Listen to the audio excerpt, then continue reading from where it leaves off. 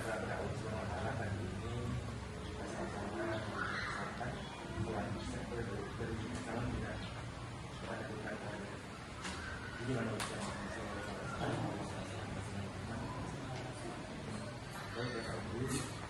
pada hari ini sama-sama hadir di sini sesuai dengan rencana yang sudah kita laksanakan. Sebelumnya kami buat sini sudah lagi sekaligus untuk ada beberapa hal yang tidak kami tanyakan secara dulu, dan terima kasih atas waktu yang telah disediakan kepada kami. Sebelumnya kami perkenalkan saya sendiri Heru Fianto dari SMP Bidu 11 Mandal, dan sebelah kami Pak Bundal dari SMA 9 dan Ibu Elina dari SMA 9 Mandal, dan kemudian mungkin demikian untuk sesi pendahuluan, dan selanjutnya kami silakan kepada dia untuk memulai sesi pertanyaan.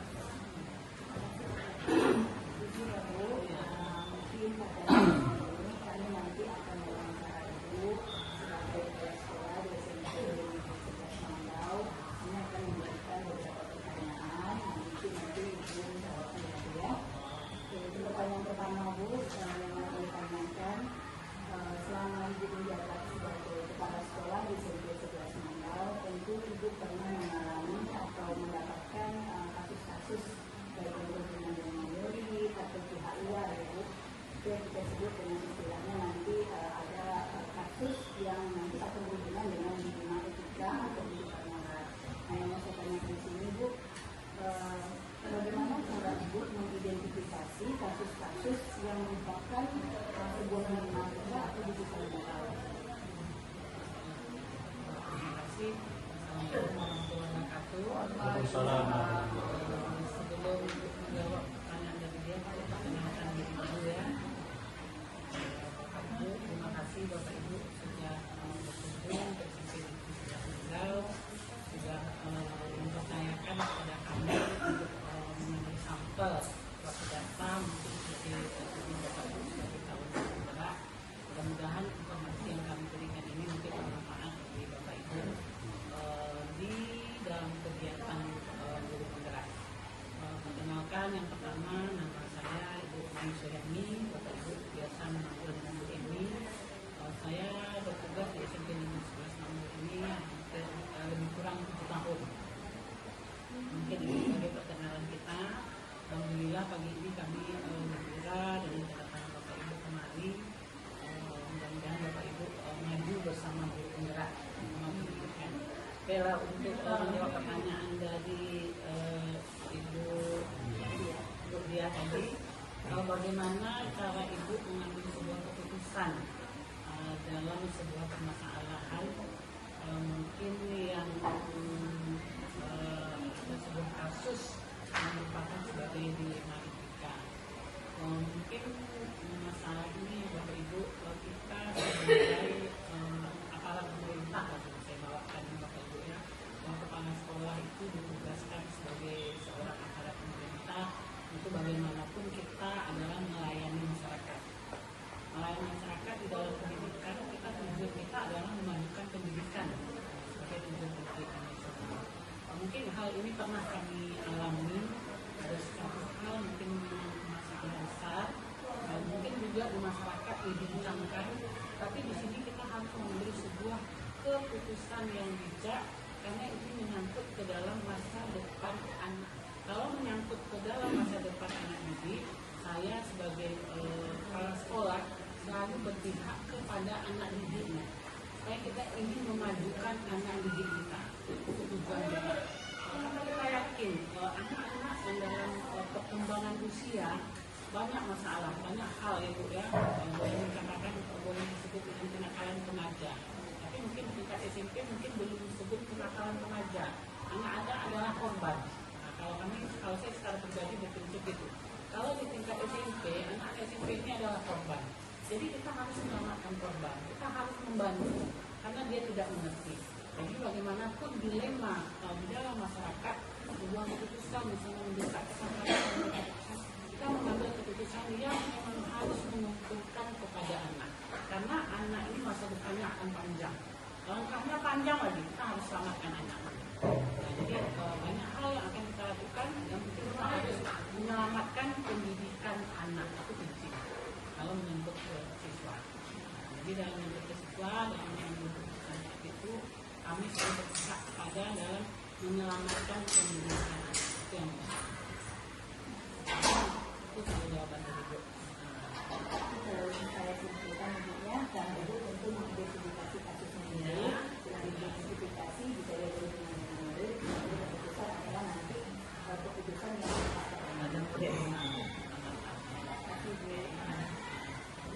baik Bu, saya melanjutkan pertanyaannya Bu. Kembali ke tentang kasus-kasus tadi Bu. Jadi selama itu dalam menjalani kasus-kasus ini untuk mengambil keputusan di sekolah, terutama untuk kasus-kasus di mana ada dua kepentingan yang sama-sama benar atau sama-sama mengalami kebajikan, yang mana yang akan diputuskan? Yang harus lihat ya, Iya. semuanya merasa benar. Iya. Nah, kalau semuanya misalnya kita merasa benar, ya tadi sama juga. Kalau itu prinsip dari yang benar itu pasti ada yang paling benar. Ya, tentu kita yang jelas sekarang kita tidak boleh merugikan. Kita tidak boleh merugikan pihak manapun. Jadi itu selalu mungkinnya Pak Gatot ya, mungkin Pak Gatot tidak mengatakan. Kalau itu prinsip gitu, kita tidak boleh merugikan pihak manapun.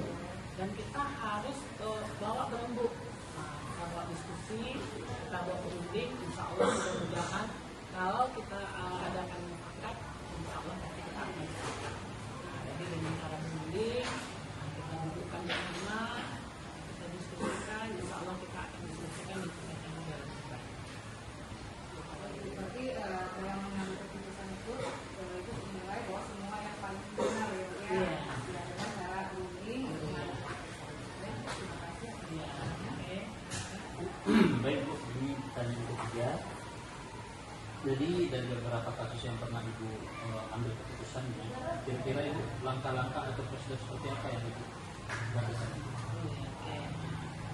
Kalau kita biasanya Pak, tentu kita identifikasi dulu ya Pak, jika ada masalah. Nah, tentu kita identifikasi dulu, kita cari dulu penyebabnya nih. Dan jalan keluar tentu kita tindak dulu masalahnya. Nanti ada juga nih Pak, hal ini nanti kita diskusikan ke atasan. Ada juga yang kita punya atasan kita mungkin kalau di kecamatan kan kita punya korwil, kalau di tingkat atau nanti kita bisa berdiskusi dengan teman rekan sejawat, mungkin mempunyai pengalaman yang sama dengan kita. Itu berkolaborasi. Nah, berkolaborasi. Juga kalau menyangkut dengan lingkungan Pak, di sini juga kita ada diskusi dengan Pak RT. Oh iya. Dengan pengurus masjid, pernah juga Iya. kita berdiskusi mana Pak ini nih kalau masalah di lingkungan. Jadi insya Allah mudah-mudahan semua pihak kami ke depannya kami sering diskusi. Iya, iya. Nah, ke depan kami sering diskusi dengan tetangga pun kami diskusi. Oh, iya. Nah, dengan tetangga masyarakat.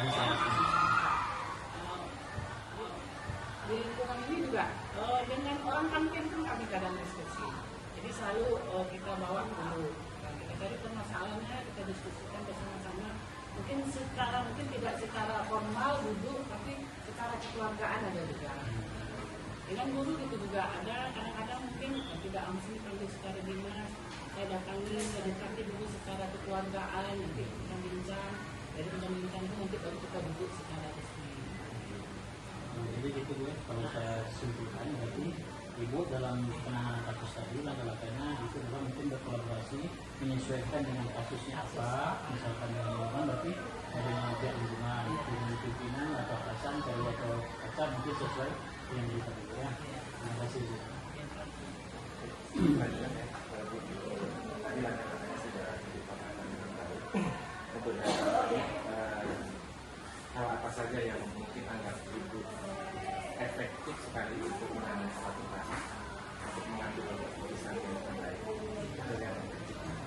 Kalau hal yang efektif yang sudah Ibu laksanakan itu seperti yang disampaikan kepada Pak Firdaus tadi, kita cari apa yang masalah, kita diskusikan. Yang pertama kita diskusi di dalam dulu Pak, lalu kita diskusikan dengan pihak-pihak terkait. misalnya seperti itu. Baik masalah anak, baik masalah guru, baik masalah lingkungan. Ini apa masalahnya? Ini masalahnya. Nanti kita diskusikan dulu dengan kita di dalam, kan kita belajar nih itu job masing-masing ya kan. Soalnya kalau siswa dengan kesiswaannya, salah sarana dengan pelaksanaannya, salah kurikulum dengan kurikulumnya, nanti ada dengan kelas, dengan guru BK, atau dengan masyarakat dan ada pemasukan dan teman. Nah baru kita selanjutnya, baru kita ambil terakhir dengan guru bersama untuk mengambil keputusan. Baik, terima kasih Bu. Berarti saya juga dapat bisa menyimpulkan hal yang terpenting itu adalah mengambil diskusi dulu, kita diskusi dulu dengan pihak wanita. Baik, terima kasih Bu. Ada lagi ya? Untuk masalah itu ini kan selama perusahaan tentu punya tantangan. Kira-kira apa saja tantangan dalam sebetulnya tantangan pasti banyak lah ya, tantangan itu sangat banyak, tapi karena kita bersama dan kita insya Allah malahan kadang-kadang ada tantangan itu sepertinya besar atau kuat, tapi kadang-kadang tidak sampai ke ibu karena tim tadi sedang bekerja. Tim tadi bekerja, jadi insya Allah mudah-mudahan kita dalam menyelesaikan kasus anak lah ya, kasus anak orang tua yang puncak-puncak atau bagaimana ya Pak ya. Kadang-kadang udah sampai di kesiswaan atau di wali kelas dengan misi dan alhamdulillah. Jadi itu perlunya kita ada tim. Insya Allah ibu setelah tim kita semua bekerja, alhamdulillah di sini semua tim itu bekerja, semuanya itu kita sesuai dengan jobnya, alhamdulillah.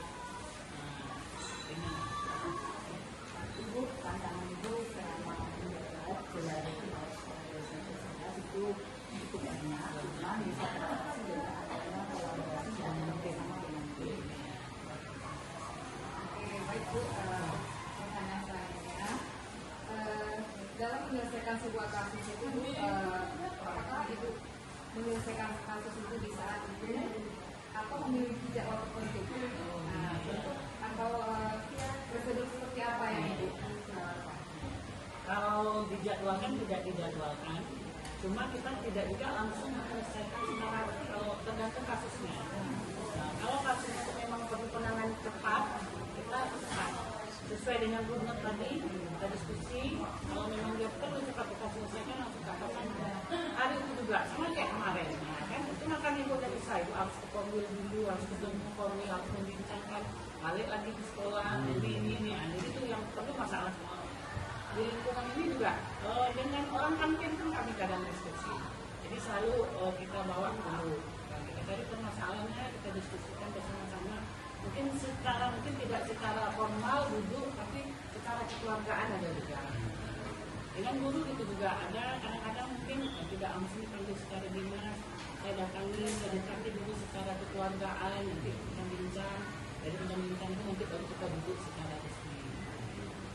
Jadi gitu gue, kalau saya simpulkan berarti ibu dalam penanganan kasus tadi langkah-langkahnya itu adalah mungkin berkolaborasi menyesuaikan dengan kasusnya apa, misalkan dengan lingkungan berarti dengan pihak lingkungan, dengan pimpinan atau atasan, kalau atau atasan mungkin sesuai yang kita ya. Terima kasih. Lanjutkan ya, tadi langkah-langkahnya sudah dipaparkan dengan baik. Untuk hal apa saja yang mungkin anggap ibu efektif sekali untuk menangani satu kasus, untuk mengambil keputusan yang terbaik. Itu yang penting. Kalau hal yang efektif yang sudah dilaksanakan itu seperti yang disampaikan kepada Pak Firdaus tadi, kita cari apa yang masalah, kita diskusikan. Pertama kita diskusi di dalam dulu Pak, baru kita diskusikan dengan pihak-pihak terkait.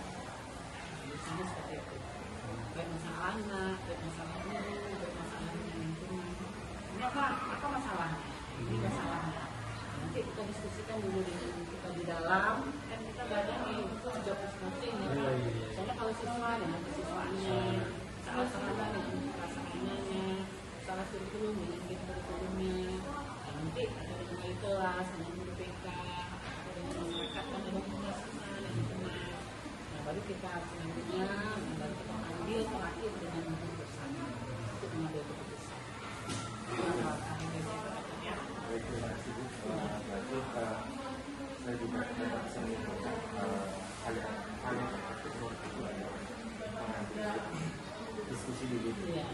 diskusi dulu dengan pihak wanita. Baik, terima kasih Bu. Ada lagi dia. Untuk masalah ibu ini kan selama perusahaan itu punya tantangan. Saya kira apa saja tantangan yang dalam sebetulnya tantangan masih banyak lah ya.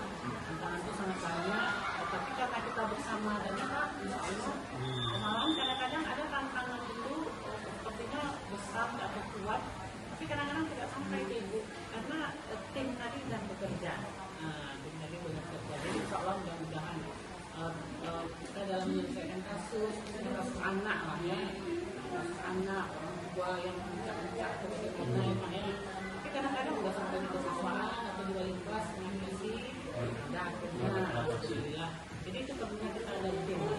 Insya Allah Ibu setelah tim kita semua bekerja, alhamdulillah di sini semua tim itu bekerja, semuanya itu kita sesuai dengan jobnya, alhamdulillah. Ibu, tantangan ibu selama menjabat wilayah itu cukup banyak, cuma bisa teratasi dengan adanya kolaborasi dan bersama dengan tim. Oke, baik Bu. Pertanyaan selanjutnya, dalam menyelesaikan sebuah kasus itu, apakah Ibu menyelesaikan kasus itu di saat itu atau memiliki jadwal tertentu? Atau prosedur seperti apa yang Ibu lakukan? Kalau dijadwalkan tidak dijadwalkan, cuma kita tidak juga langsung menyelesaikan secara kalau tergantung kasusnya. Nah, kalau kasus itu memang perlu penanganan cepat, kita cepat sesuai dengan runut tadi kita diskusi. Kalau memang dia perlu cepat kita selesaikan langsung kapan hari itu juga sama kayak kemarin, ya kan? Itu makan ibu dari saya itu harus ke Komil dulu, harus ketemu Komil, harus membincangkan, balik lagi ke sekolah, jadi ini. Jadi itu yang perlu masalah masyarakat.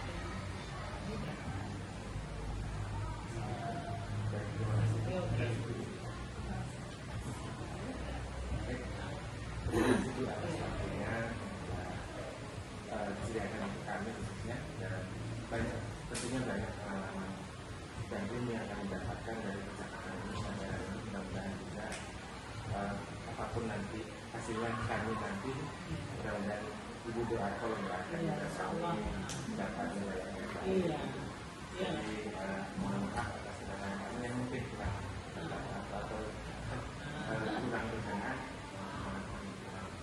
Terima kasih banyak ya Pak ya, mudah-mudahan Bapak Ibu sukses. Bapak Ibu adalah calon penggerak yang semua nanti akan menjadi penggerak.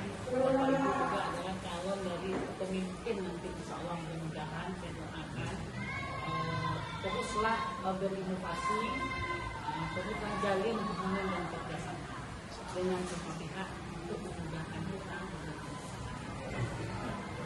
Ya, semoga Bapak Ibu sukses. Dari saya, terima kasih yang sebesarnya Bapak Ibu sudah mempercayakan kepada kami apa yang menjadi bahan untuk Bapak Ibu sebagai mungkin untuk bergerak sebagai tugas dari kami. Terima kasih. Assalamualaikum warahmatullahi wabarakatuh.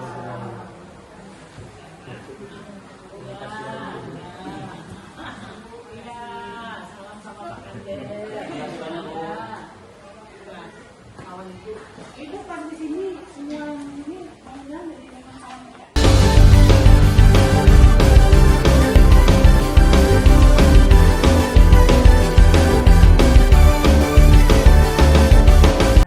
Assalamualaikum warahmatullahi wabarakatuh. Waalaikumsalam warahmatullahi wabarakatuh. Selamat pagi menuju siang Bapak. Selamat pagi. Kami dari CGP Angkatan 10 Kabupaten Bengkalis mau melakukan wawancara kepada Bapak selaku Kepala Sekolah SMA Negeri 9 Mandau, Pak. Ya.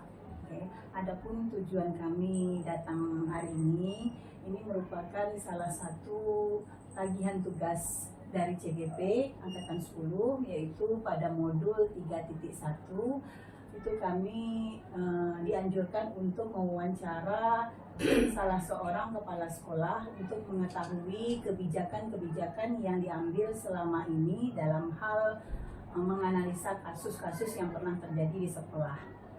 Sebelumnya saya perkenalkan dulu Pak, ini ada Pak Gatot Rosianto dari SMP 11 Mandau. Sebelah saya ada Bapak Firdaus dari SMA Negeri 9 Mandau.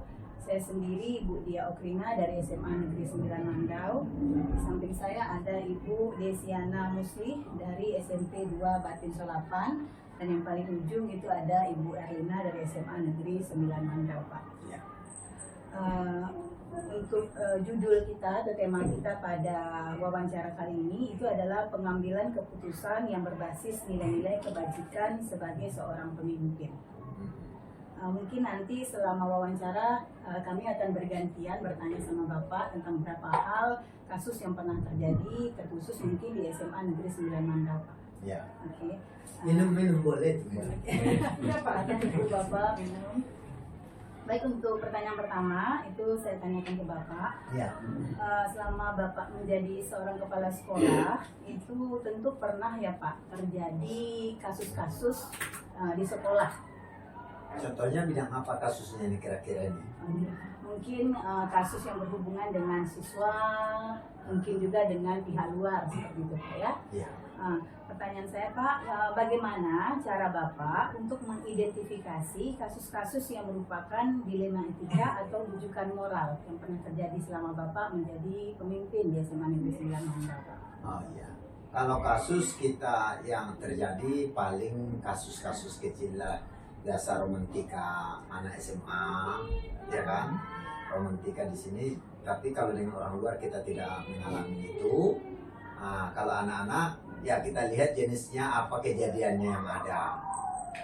Kalau kasus seperti ini misalnya berhubungan dengan ini sesuatu A, B, C, D, ada karena di sini kan ada guru BK, ada wali kelas, ada guru kesiswaan. Nah, jadi kita penempatan kita lihat dulu jenjang apa kejadiannya. Baru kita panggil, kita arahkan kepada diantara tingkat-tingkatan itu. Artinya naik bertangga turun berjenjang lah. Dari wali kelas dulu atau guru bidang studi. Kalau misalnya contoh kasusnya anak-anak sering cabut, berarti itu wali kelas. Tidak selesai wali kelas, kita arahkan ke BP, BK. Tidak selesai BK, toh mengulah lagi, kita arahkan ke kesiswaan. Tidak selesai juga di pihak kesiswaan juga tidak berubah, ya kesiswaan membawa kasus itu ke kepala sekolah. Dan setiap itu panggilan itu ada jenjangnya, memanggil orang tuanya. Oke, berarti cara Bapak yaitu dengan cara melihat kasusnya dulu, Ya. jenis kasusnya, Lihat baru dulu. baru kita lanjutkan Sesuai mengidentifikasi. tupoksinya. Oke, baik Pak. Terima kasih Pak. Silakan pertanyaan kedua. Baik Pak, saya akan melanjutkan pertanyaan dari teman saya Pak. Selama ini bagaimana Bapak menjalankan keputusan di sekolah Bapak? Maksudnya ada kasus-kasus itu kan terutama ada kasus-kasus ada dua kepentingan yang sama-sama benar atau sama-sama mengandung nilai kebajikan. Ya. Bagaimana caranya Bapak mengambil keputusan itu? Ya, kita melihat format kasusnya dulu. Ada dalam kasus itu ada dua misalnya yang sama-sama kebenarannya ada, apanya semuanya ada. Sama dengan dua kewajiban yang berbeda, tapi kita harus ada di situ. Pasti di antara dua itu ada yang membedakan yang lebih, istilah lebih prioritas, dia lebih greget. Maka itu yang kita dulukan dan kita lihat efektivitasnya ataupun imbasnya ke sekolah. Mana yang harus duluan kita selesaikan. Kita pilah-pilah lah. Kita harus bisa memilah dan memilih bagaimana yang prioritas dan mana yang hanya sekedar terjadi gitu loh. Nah, berarti dari sini bisa kita ambil kesimpulan Bapak memilih-milih ya Pak ya. Mana Bukan, yang artinya bahasa memilih itu bukan Prioritaskan. memprioritaskan. Kita lihat mana yang prioritas. Iya. Kalau memilih-milih bahasanya kurang efektif ya. Berarti memprioritaskan Pak ya. Mana yang Yang urgent, prioritas. mana yang urgent, mana yang tidak. Oke, baik Pak. Terima kasih Pak. Lanjut. Pak, pertanyaan berikutnya yaitu langkah-langkah atau prosedur seperti apa yang biasa Bapak lakukan bila Bapak menjumpai sebuah kasus di sekolah kita Ya. Kalau langkah-langkahnya kan kita sudah tadi melihat mana yang prioritas, mana yang harus didudukan. Jadi kita akan menempatkan kemana dia arah penyelesaiannya. Langkah-langkahnya, misalnya yang harus diselesaikan oleh wali kelas, kita arahkan ke wali kelas. Langkah-langkah kita. Jadi tidak semua tertumpuk kepada kepala sekolah. Nah, inilah dia gunanya adanya kolaborasi. Kolaborasi dari semua pihak yang ada unsur-unsur yang ada di sekolah. Jadi beban itu tidak semuanya di kepala sekolah. Nah, jadi adanya kolaborasi dari semua unsur yang ada di sekolah. Nah, itu dia. Jadi dapat saya ambil kesimpulan bahwa bila ada masalah, Bapak akan memberikan kepada kemana masalah itu Sesuai dengan tupoksinya. Ya, sesuai dengan tupoksinya, biar ada kolaborasi. Iya. Makasih ya Pak. Jadi nampak kolaborasi antara satu bidang, misalnya bidang kesiswaan dengan bidang TK. Jadi mereka tidak, oh ini kerjamu, ini kerjaku, enggak. Jadi ini kita di satu kesatuan, satu untuk semua, semua untuk satu. Maju bersama, hebat semua. Ini untuk berikutnya Pak, Ya. pertanyaan 4. Hal-hal apa saja yang selama ini Bapak anggap efektif dalam pengambilan sebuah keputusan? Ya, artinya dalam hal-hal yang merupakan, maksudnya tantangan, enggak hal-hal apa saja Yang dianggap efektif dalam sebuah pengambilan keputusan. Hal-hal yang paling efektif itu adalah adanya pemahaman terhadap kasus itu sendiri. Kita mengerti dan kita menempatkan di mana, bagaimana bentuk penyelesaiannya. Artinya adanya pemahaman terhadap kasus. Tidak menyamaratakan semua kejadian yang ada. Artinya kita mengerti dengan kasus itu, kita paham, baru kita sebarkan untuk penyelesaian kepada orang yang sesuai dengan tupoksi yang tadi, Yang tepat menyelesaikan. yang tepat menyelesaikannya. Gitu. Baik Pak, terima Ya. kasih. Yang selanjutnya, dari sekian banyak kasus yang Bapak sudah tangani, kira-kira ada tantangan tersendiri nggak dari Bapak sendiri dari semua kasus yang sudah Bapak? Ya. Kalau pada prinsipnya memang semua ada dalam hidup ini, ada tantangan, pasti ada. Ada harapan, ada. Karena sama dengan istilahnya prinsip jalan, tidak semua datar, ada tikungan, Tidak semua mulus Pak ya. tidak semua aspal beton kan, Iya. tidak semua mulus, ada kerikil-kerikil. Karena cuman walaupun kasus itu kecil, kita jangan menganggap sepele. Karena pepatah orang tua kita mengatakan tidak ada orang yang jatuh dengan batu besar, tapi orang selalu jatuh dengan kerikil-kerikil kecil. Karena kita anggap sepele. Jadi artinya tantangan itu kita mensiasati. Kalau yang berarti sebagai tantangan yang berarti itu kita belum menemukan. Tapi kita itu anggap itu adalah romantika dari suatu kehidupan instansi, ya kan, pasti ada. Tidak semua orang suka dengan kita, tidak semua orang sayang dengan kita. Pasti kata pepatah itu orang tua kita zaman dahulu, sebanyak orang yang membenci Anda, menyukai Anda, pasti sebanyak itu yang membenci Anda. Nah, artinya kita harus waspada. Makanya kita tadi kembali ke awal harus mengerti kasus itu. Jadi tantangan-tantangan kecil itu kita jadikan dia jadi motivasi. Ya. Cukup bagus Pak. Selanjutnya. Ya. Oke, berikutnya Pak, kasus yang mungkin pernah terjadi di sekolah yang Bapak pimpin, itu biasanya Bapak menyelesaikannya bagaimana? Apakah langsung Bapak selesaikan di tempat dengan eksekusi langsung, atau mungkin Bapak tidak melakukan itu tapi punya jadwalnya, terus bentuk dan prosedurnya seperti apa Pak? Ya, seperti tadi jawaban di awal itu ada bagaimana penyelesaian kasus itu. Kita melihat dulu porsi kasusnya. Bisa melihat porsi kasus. Ada memang harus tindak di tempat supaya bisa saja membuat efek jerah kepada orang lain. Oh, kalau melakukan seperti ini begini akibatnya. Tapi ada kalanya ya kita kasih ulur, artinya dengan menunggu waktu yang tepat, mencari momen yang tepat, karena kan karakter manusia tidak sama. Ada yang misalnya diselesaikan di tempat, dibilangnya nanti begini, tidak suka dia. Nah, kita cari momen-momen yang tepat untuk dia. Artinya dragsman on drugs please, tempatkan suatu pada tempatnya. Itu dia cara penyelesaiannya supaya kita lebih kalau istilah pepatah orang tua zaman dahulu kayak menarik rambut di tepung.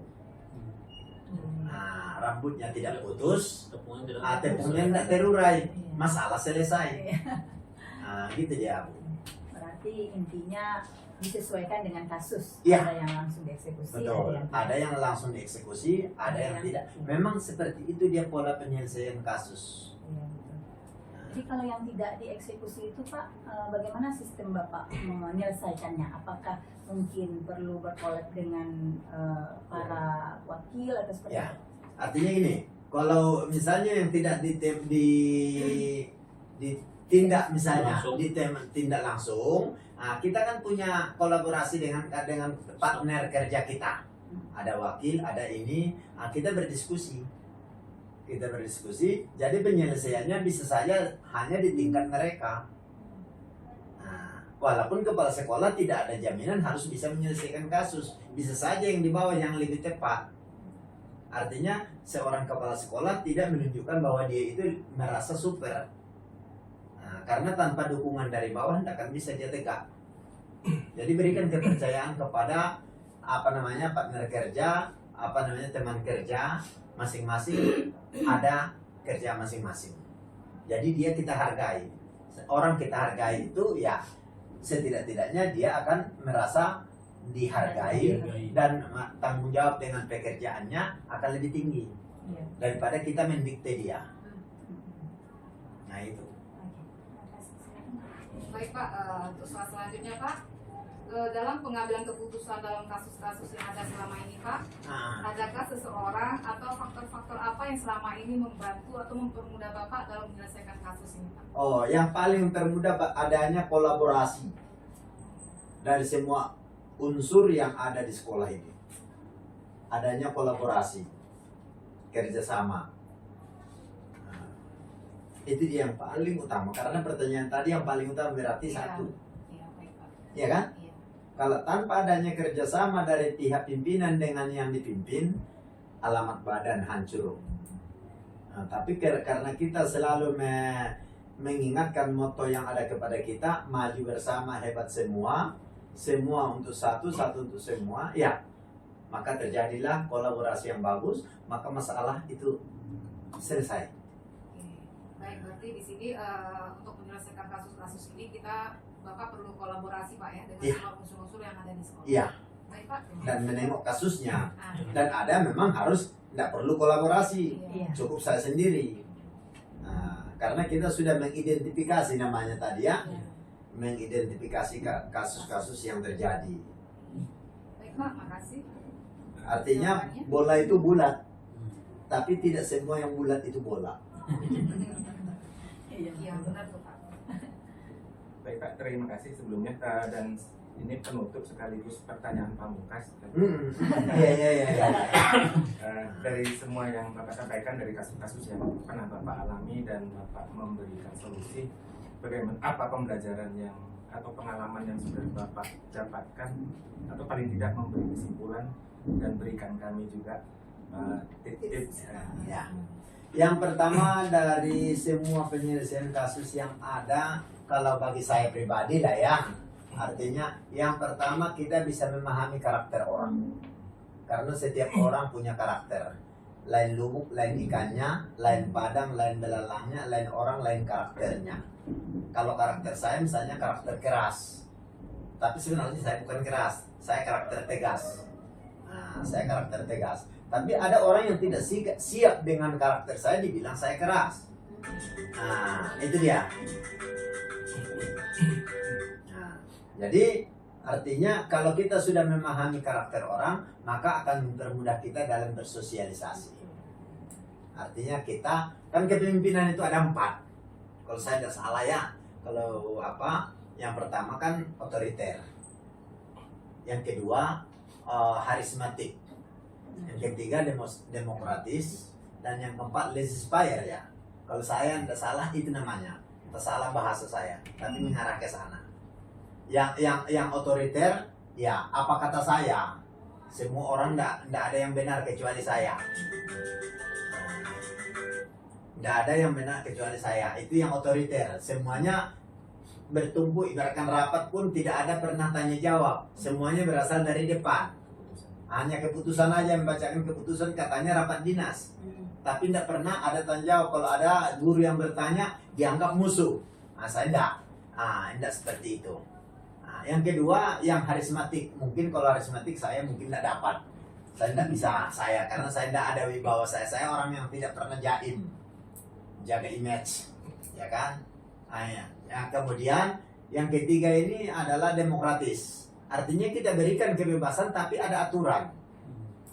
Nah, selagi dalam melaksanakan tugas dia, dalam apa semuanya berjalan, anak-anak pun sesuai masih dalam koridor yang berjalan, ya silakan berjalan. Ada guru yang proaktifnya bagaimana, ya kita jangan menganggap bahwa dia saingan kita, malah itu yang terbaik. Kalau saya seperti itu. Nah, jadi artinya bisa memahami berbagai macam karakter. Dan yang terakhir itu adalah inspire itu, kepemimpinannya itu bagaimana? Istilahnya apa yang terjadi, terjadilah. Yang penting nama saya jangan terikut. Tapi kalau ada nama yang baik, prestasi, harus nama saya. Nah, itu pula itu kelemahannya. Harus nama dia. Tapi kalau ada nanti masalah, kan kamu yang bermasalah. Kenapa bawa ke aku? Kenapa tanya aku, katanya. Tapi kalau ada prestasi, kenapa enggak itu aku yang pimpinan itu aku, katanya kan. Itu enggak pas. Nah, jadi kemudian dalam hal selama ini dari berbagai karakter itu, mungkin kita bisa melatih diri untuk pengendalian diri. Iya. Kalau macam saya kan orangnya kata orang beringas, kayak durian ya, seram. Tapi makanya sering saya sampaikan, ada pepatah, bukan kata-kata bijak. Apa yang Anda lihat, apa yang Anda dengar, belum tentu itu adanya sebelum Anda masuk dalam sistem yang bersangkutan. Nah, jadi kita jangan terlalu cepat menjudge. Don't judge a book by its cover. Jangan terlalu cepat menilai orang, itu baik kali itu, itu ngiri itu, belum tentu, ya kan? Dari segala kasus yang ada, bisa kita melihat itu semua. Kita tidak terlalu cepat menjudge orang. Kalau yang namanya salah, pasti semua orang salah. Tapi pasti tidak selamanya dia salah. Itu aja. Oke, Pak. Terima kasih atas jawabannya tadi. Kami sekali ada yang terlupa tips untuk kami, Pak, bagaimana untuk berikan tips kami. Tips untuk guru penggerak ini ya. Saya bangga dengan adanya ini. Saya selalu menyampaikan dimanapun sekolah yang saya pimpin, saya selalu berteriak, ikuti guru penggerak. Kenapa? Karena untuk sekarang sesuai dengan kata Sayyidina Ali, setiap orang ada zamannya, setiap zaman ada orangnya. Artinya sekarang zamannya Mas Nadiem. Ya kan, Mas Nadiem Makarim, program unggulan dia adalah guru penggerak, sekolah penggerak, ya kan? Dengan adanya kurikulum merdeka beliau kan. Nah, jadi artinya kita sebagai pendidik ya ikuti. Jangan asik melawan diri kita yang paling benarnya. Kami dulu yang paling sering di kita guru ini membandingkan kami dulu. Nggak usah pikirkan itu. Kaca sama dengan mobil, kaca spion, tidak selalu ke kaca spion ditengok. Hanya sebentar-sebentar kok. Tapi pandanglah ke depan. Ya kan? Ini bapak-bapak, ibu-ibu ini saya sangat hormatlah. Apresiasi. Ya, sangat apresiasi yang masih bisa menyisakan waktu untuk ikut membenahi diri ke depan. Ingat, kalau kami dulu itu tidak perlu itu. Kenapa? Itu sudah berlalu kan? 1 detik yang sudah berlalu tidak akan terkejar 1000 tahun yang ke depan. Tapi 1000 tahun yang ke depan bisa 1 detik ke depan bisa kita kejar. Hanya 1 kali enter bisa bagaimana yang akan ke depan tahun 2035 sudah tahu apa yang diprediksi terjadi. Tapi kalau sudah berlalu tidak akan terkejar kita. Jadi saya bangga dengan guru penggerak ini. Istilahnya mudah-mudahan sekolah bisa dapat imbas. Janganlah hanya untuk bergerak sendiri. Dan jangan bangga pula dengan adanya kebetulan status sosial sekarang guru penggerak itu dinaikkan sedikit. dan Bapak Ibu sudah masuk di dalamnya, ya dalam konsep agamanya pun innallaha la yughayyiru ma biqaumin hatta yughayyiru ma bi anfusihim. Allah tidak merubah dirimu kecuali kamu sendiri yang merubah dirimu. Itu ayat motivasi buat kita. Artinya kita berpegang teguh kepada ayat itu. Siapa lagi kalau bukan saya yang merubah nasib saya? Karena kata-kata orang cuma dua sama kita. Satu pujian, satu cemoohan. Cemooh namanya itu. Kenapa? Dia mengatakan hebat. Bapak hebat, Pak apa tadi namanya? Pak Gatot. Pak Gatot misalnya berhasil, ya kan?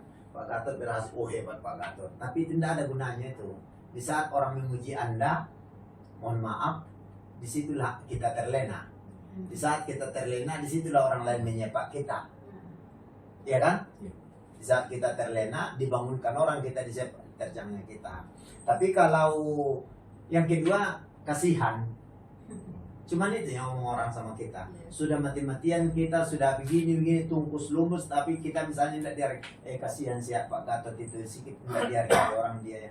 Paling kasihan. Sudah tidak ada apa duit di kantong lagi, kasihan si Gatot itu kok tidak gagal kuliah dia, gagal dia gara-gara modal tidak ada katanya kan, meneruskan tidak ada beli laptop katanya. Tapi tidak ada orang yang mau beli laptop sama bapak itu, tidak ada orang yang membantu. Apa yang membuat dia kasihan itu. Jadi yang dua ini, kata-kata yang dua ini saya selalu pegang teguh. Yang pertama pujian, yang kedua kasihan. Itu iba, itu tidak ada gunanya sama kita. Nah, jadi itu aja tips saya. Jalani aja lah hidup ini bagaikan air mengalir, tapi airnya jangan mengalir di mana-mana, tapi airnya mengalir yang dapat diarahkan seperti apa namanya, bendungan. Mengalir terus air itu, tapi dia terarah. Nah, itu aja. Terima kasih Pak. Baik Pak, terima kasih atas waktu dan kesempatan serta Ya. jawaban-jawaban yang sangat memotivasi dari Bapak selaku pimpinan di SMA Negeri 9 Landau.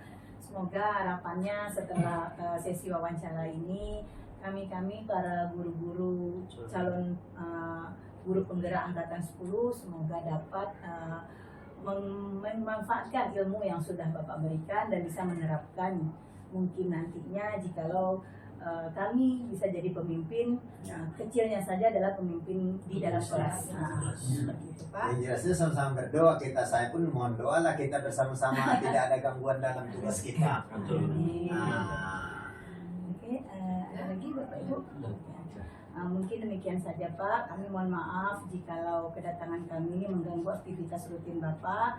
Terima kasih banyak, mohon maaf atas segala kekurangan dan kesalahan. Saya sudahi dengan wabillahi taufiq wa hidayah. Assalamualaikum warahmatullahi wabarakatuh. Assalamualaikum. ya selamat sukses. Terima kasih banyak Pak. Ya selamat sukses. Selamat dan sukses. Ya selamat dan Terima sukses kasih sama-sama. Pak.